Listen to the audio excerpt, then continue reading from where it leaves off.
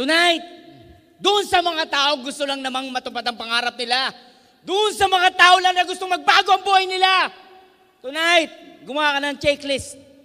Checklist na gagawin mo para maging habit mo na. Dapat ang habit mo, yung habit na ginagawa ng mga tao gusto yumaman. Anong oras ka gigising? Hindi pwede, hindi mo alam kung anong oras ka gigising. Minsan patulog pa lang ako, kailangan ko nang gumising. Bakit? Kasi nakaset na ang ginagawa ko araw-araw. Sinong mimitingin ko? Sinong kakausapin ko? Kailan ako lalabas? Kailan ako magtotalk? Kailan ako magpe-present? Dapat you know what time ka gigising every day. Invest in learning. Nakakatamad naman naman ito ng DOT. Paulit-ulit. Speaker lagi si Benjo Ortana. Naboboring ako kay BP.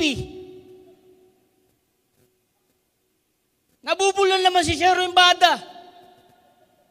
Ang dami mong reklamo.